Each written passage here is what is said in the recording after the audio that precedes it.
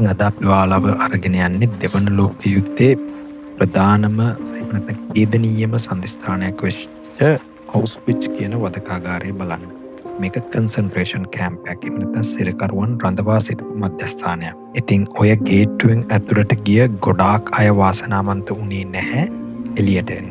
ඉතින් ඉස්සෙල්ලම මේකට යන්න ප්‍රී බුක් කරන්න ඕනේ.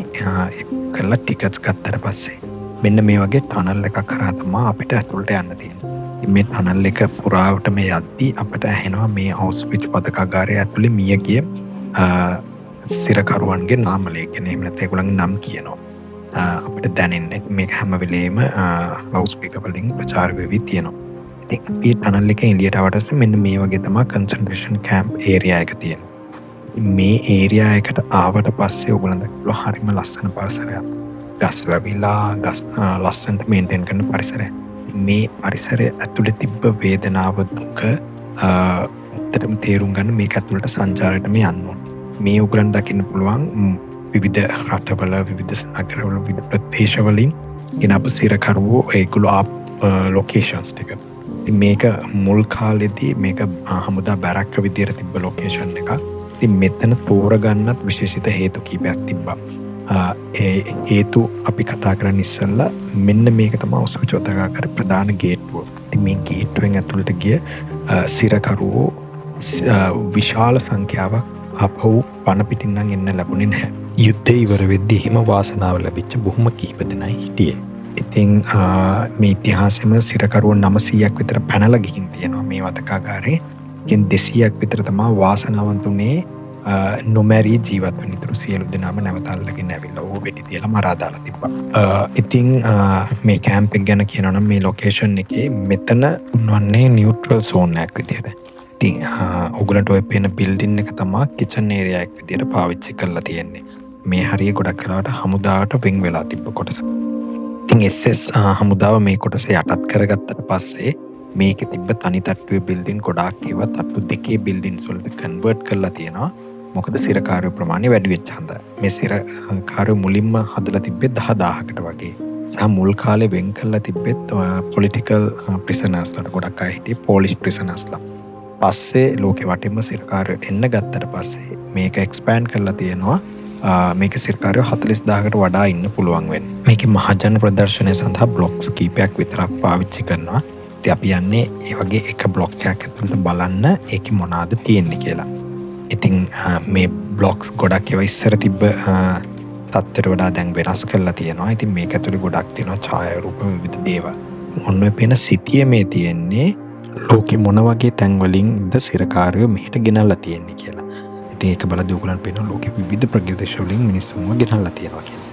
ඊපස්සේ මේ වෝල් එක පුරා මේ විදිහට එක එක්කෙනා කරපු ප්‍රකාශ ඒගොල්ලන්ගේ අවුස්විච් ජීවිතය ගැන එක එක්කෙනාගේ අත්දැකීම් මේ විදිහට ලියලා ප්‍රදර්ශනය කළා දෙනවා. ඉතින් ඔයගොල්ලන්ට මේ දකින්න තියෙන්නේ ජර්මනි හමුදාව විසින් ලබාගත් ඡායාරූප කොයි විදිහටද මෙන්න මේ කියන සිරකාරයන් කන්සන්ට්‍රේෂන් කැම්ප් එකට ගෙනාවේ කියලා. ඔයගොල්ලන්ට දකින්න පුළුවන් මෙතන 10 ගණක් සිරකාරයෝ ඉන්නවා.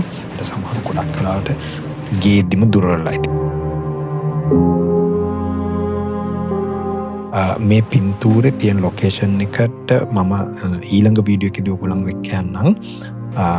ඒක සහ ඒක එක්ස්ප්ලেইন කරන්න මොකක්ද එතන තියෙන විශේෂත්වය කියලා.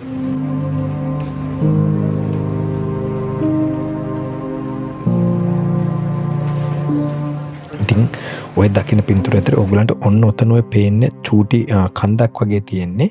ඔය කෝච්චි පෙට්ටිය හරහා ගේන සිරකරුවෝ ගේද්දි සමහරු ඒ මගදීම මේ ගිහින් තිබ්බා. මොකද මේ ගේන ගොඩක් අයව ඉඳ ගන්නවත් කෝච්චි පෙට්ටිය ඇතුළේ ඉඳ ගන්නවත් විදියක් තිබ්බේ නැහැ. මේ කෝච්චි පෙට්ටිය ඇත්තටම කැටල්ස්ලා ට්‍රාන්ස්පෝර්ට් කරන්න පාවිච්චි කරපු කෝච්චි පෙට්ටිය. ඉතින් මේ කෝච්චි පෙට්ටිය ඇතුළේ සාමාන්‍ය සිරකරුවෝ 70ක් විතර හිටගෙන ඉන්න පුළුවන් විදිහට තියලා තමයි ගේන්නේ. ඉතින් මේගොල්ලන්ට හුස්ම ගන්න එළිය බලන්න කවුලක්වත් තිබිලා නැහැ මේක ඇතුළේ.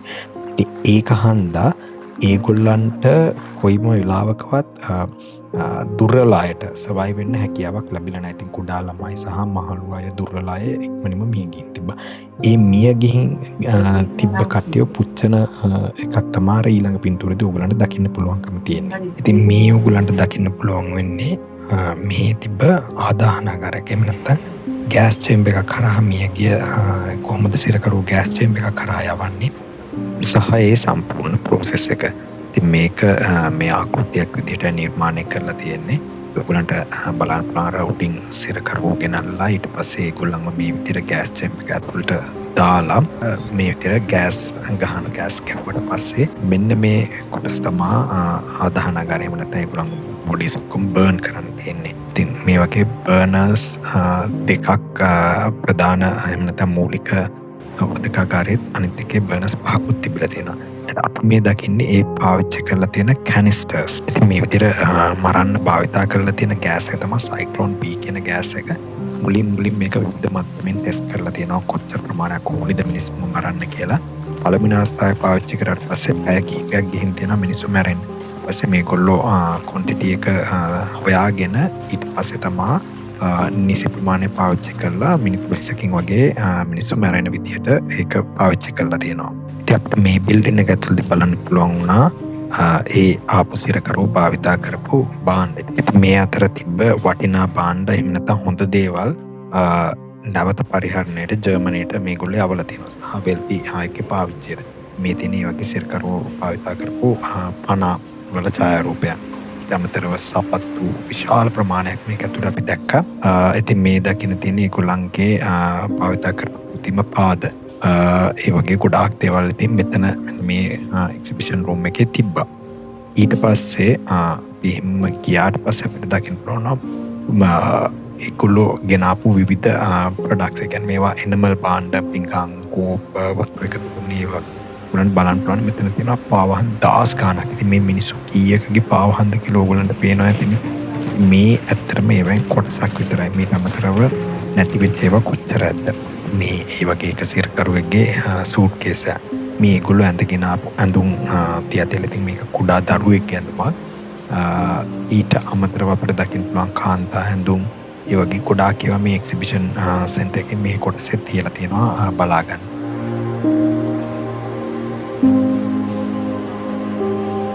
ඊට අමතරව මේ තියෙන්නේ ඒගොල්ලෝ බඩු දාගෙන ආපු පෙට්ටි. මොකද ගොඩක් අයට පොරොන්දු වෙලා තියෙන ජර්මන් හමුදාව කියලා තියෙන්නේ ඒගොල්ලන්ට අලුත් ලොකේෂන් එකට රීලොකේට් කරනවා. ඒකන්ද තියෙන වටින දේවල් විතරක් මිනිමම් දේවල් විතරක් අරගෙන ඉන්න බොහොම කෙටි කාලෙකින් පිටත් වෙන්න ඕනි කියලා. ඉතින් ඒ වෙලාවට Tamanට වටිනා හැමදේම මේ වගේ පුංචි බෑග් එකකට දාගෙන ඒගොල්ලෝ පිටත් වෙලා ආවිල්ලා තියෙන්නේ. ඉතින් එහෙම ගෙනාපු අයව නිර්වත් කරලා වෙද එක අදාළ නැතුව සීතලේ ඝන රස්නේ හැමතැනදම මෙන්න මේ වගේ එළියේදී ඒගොල්ලන්ගේ කොණ්ඩ රැවුල ඔක්කොම පූකාලා ඊපස්සේ යුනිෆෝම් එකක් අඳිනවා. මේ යුනිෆෝම් එකත් විවිධ කැටගරිස් තියෙනවා. එක එක විදිහට ඒගොල්ලෝ ග්‍රේඩ් කරලා තියෙනවා. ස්ටාර්ස් දීලා ඒ අයගේ කැටගරි එක කියන්නේ පොලිටිකල් ප්‍රිසනර්ස්ලාට ඊට අමතරව වෙන කැටගරිස් වලට අදාළව ඒ විදිහට ඒගොල්ලෝ මාක් කරලා තියෙනවා. ඉතින් ජර්මන් ජාතකයෝ කියන්නේ බොහොම පිළිවෙලට වැඩක් කරන කට්ටිය. ඒකන්ද අර උකුළු දැක්කේ හැම සිරකරුවටම වෙන් කළ කාඩ් එක. ඊට අමතරව ඒ කාලේ කිසිම සිරකරුවට සපත්තු දීලා නැති සිරකරුවෝ ලී වලින් තමන්ගේ සපත්තු හදාගෙන තියෙන්නේ. මේ උගලන් පෙන්නේ ඒ වගේ හදාගත්ත සපත්තු ටික. ඊට පස්සේ මෙන්න මේක තමයි කසය භාවිතා කරලා තියෙන සිරකරුවන්ට පහර දෙන්න. උගලන්ට දකින්න පුළුවන් ඊළඟ පින්තූරෙදී ඒ කසය භාවිතා කරලා සිරකරුවන්ට පහර දෙන විදිය. ඉතින් මෙතන හැමදේම වෙලා තින්නේ පිළිවෙලට වෙලාවට ටයිම් ටේබල් එකට අනුව. ඉතින් ඒ වෙලාව අඟවන්නාද කරන සීනුව තමයි ඔය උගලන්ට බලා ගන්න පුළුවන්.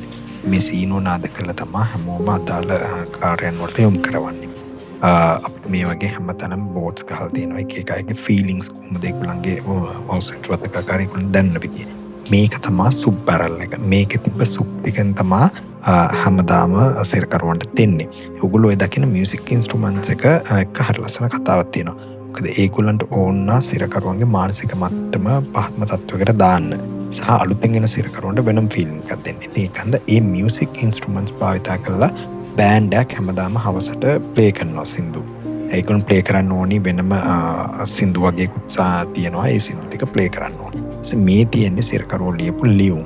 තමන්ගේ පවුල් වලට. ඉතින් මේක ලියුමක්වත් ඒගොල්ලන්ගේ පවුල් වලට ලැබිච්ච ඒවා නෙමෙයි. ඒගොල්ලෝ ගාව තිබ්බ ලියුම්. මරුණාට පස්සේ එකතු කරලා තිබ්බ ලියුම්. ඒ ඔක්කොම තමයි ඔය ඕගොල්ලන්ට දකින්න පුළුවන් උනේ. ඊළඟට මෙන්න මේ වගේ වාදන කෝප්පය. ඉතින් හැම සිරකරුවෙක්ම තමන්ගේ වාදනයේ කෝප්පය හොයාගන්න ඕනේ. තමන්ට එකක් හොයාගන්න. එහෙම නැත්නම් ඒගොල්ලන්ට කෑම හම්බෙන්නේ නැහැ. ගොඩක් වෙලාවට උදේට කෑමට හම්බ වෙන්නේ කෝපි එකක් පාන් පෙත්තක් වගේ දෙයක් විතරයි. ඔන්න ඔය ඔයාලා දකින සිමෙන්ති බෑග් එකෙන් වෙස්ට් එකක් කපලා හදාගත්ත සීතල හන්ද කියලා එක සිරකරුවෙක්ට මේගොල්ලෝ දරුණු විදියට පසපරිතෑවක් පහර දීලා තියෙනවා. ඉතින් මේ විදිහට ප්‍රිසර්ව් කරලා තියෙන ඒ තිබු බාත්රූම් ෆැසිලිටිස් මොන වගේද තිබිලා තියෙන්නේ කියලා.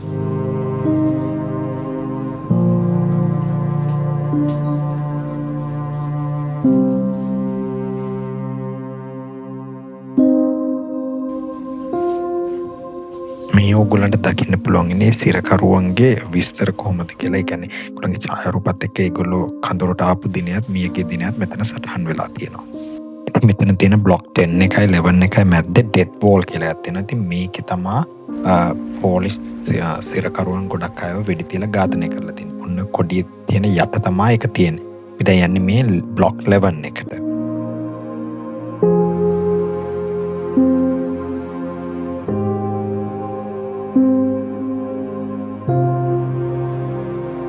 මේ බ්ලොක් 11 බිල්ඩින් එක තමා කැම්ප් එක ඇතුලේ මෝස්ට් ෆියර්ඩ් බිල්ඩින් එක. ඒකට කියන්නේ ඩෙත් බ්ලොක් එක කියලා. මොකද ඒක ඇතුලේ තමා SS subjected prisoners brutal torture වලට starvation එකට එහෙම තියලා අන්තිමට ඩෙත් වෝල් එකට තියලා මරන්න ලාස් එකට prisoners ලා ඉන්න කොටස. ඒකන්ද හැමෝම බයයි මෙන්න මේ බ්ලොක් ලෙවල් එකට යන්න වුණොත් එහෙම.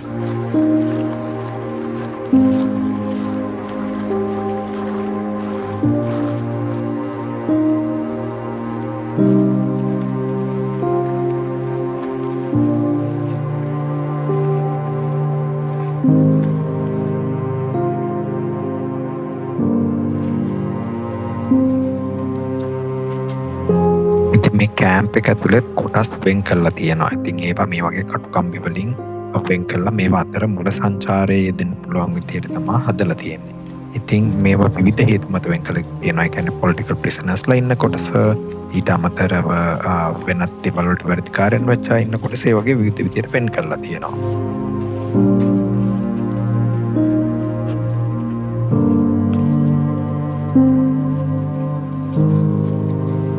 මේ තියෙන්නේ කඳවුරේ තිබ්බ එල්ලුම් ගහ. ඉතින් සමහර අයව මේකෙත් එල්ලලා මරලා තියෙනවා. විවිධ දේවල් වලට වැඩිකාරයෝ වෙච්ච අය, උදාහරණයක් විදිහට හොරකම් කරපු අය, කඳවුරේදී හොරකම් කරපු අය, ඒ වගේ අයව මෙන්න මෙතනදී එල්ලලා මරලා තියෙනවා. අපි දැන් යන්නේ මේ කඳවුරේ තිබ්බ එක ගෑස් චේම්බර් එකක් ඇතුළට. මේ ගෑස් චේම්බර් එකක් ඇතුළට ගියම තාමත් දකින්න පුළුවන් මේ බිත්තිවල වේදනාවෙන් දකළු මිනිසුන්ගේ වේදනාව. ඒ කියන්නේ ඒගොල්ලෝ හූරලා නියපොතුලින් හූරලා කටු ගාලා මේ ගෑස් එක කොච්චර දුකක් විඳින්නේ නැද්ද කියලා අපිට මේ බිත්ති දිහා බලුවම බලා ගන්නවා. ඉතින් ඒකට යාපතව මේ තියෙන්නේ පෝරණුව. අර ගෑස් චේම්බර් එකේ ගෑස් ගාලා මැරිච්චව පුච්චන්නේ මෙන්න මේ පෝරණුව. ඉතින් මේකට වෙනම කට්ටියක් හිටියා zone commanders කියලා. ඒගොල්ලොත් මේ prisoners තමයි. එළියට එද්දි මට හිතිච්ච දේ තමයි අපි කොච්චර වාසනාවන්තද මේ දෙගේ අත්දැකීමක් නොලබන්න. ඒ වගේම මෙතනින් ඇතුළට ගිය කීයෙන් කී දෙනෙක්ට පුළුවන් වුණාද ඇත්තටම එළියට එන්න. ඉතින් අපි පළවෙනි කන්සන්ට්‍රේෂන් කැම්ප් එකේ ගමන ඉවරයි. ඊළඟ වීඩියෝ එකෙන් අපි ඔයාලව එක්කන්නේ අවුස්විච් බිර්කනාව් කියන ඒගොල්ලන්ගේ දෙවනි කන්සන්ට්‍රේෂන් කැම්ප් එකට.